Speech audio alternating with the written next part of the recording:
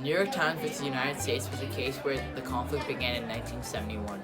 The United States had been engaging in a war with Vietnam for 6 years, and at this point, there was about 58,000 Americans that had died because of the war. The government was also facing an immense amount of trouble from the public for sending troops into Vietnam. President Nixon wanted to establish an executive authority with the Nixon administration on the New York Times. The question of the court had to face was whether what Nixon wanted to do violated the First Amendment of the United States Constitution of freedom of the press and speech. The Supreme Court ruled that the New York Times had the right to publish an article speaking about what was really going on in Vietnam because of their First Amendment privileges. New York Times v. United States was a landmark case in United States history because it allowed the press to publish classified documents undertaken by the government. This was important to the censorship of one ideas was unethical and unconstitutional. This impacted the environment in which the public was able to see the classified Pentagon Papers, and the New York Times was able to publish them without the fear of censorship or punishment. This reflected the court's responsiveness to the environment as very truthful, as they ruled in favor of the freedom of speech rather than the alternative ruling in favor of the Nixon administration. The integrity of this case is important, as it truly shaped the media into what it is today, because without this case, the way we receive, relay, and news and classified documents would be completely different.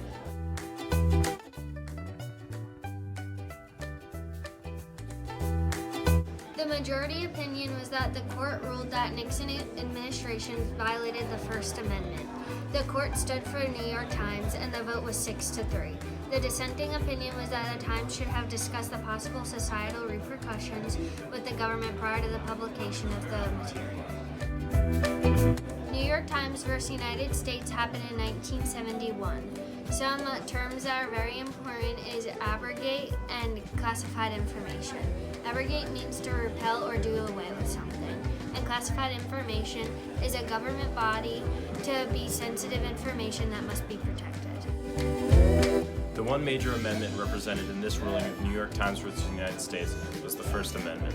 The First Amendment grants you your basic civil liberties of freedom of expression, religion, press, assembly, and conscience.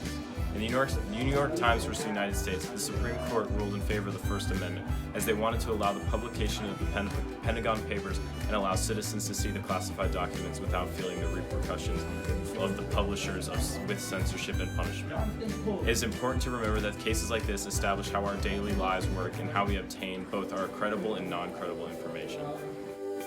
This case is so significant for two main reasons. The first reason is that it shows that the government does not have the power and are not above the law.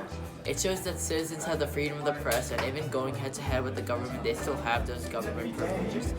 The other reason is that it decreased the power of the federal government. It showed that the citizens still have powers over the federal government, and the government is not above the law, and increased and maintained the power of citizens and their civil liberties.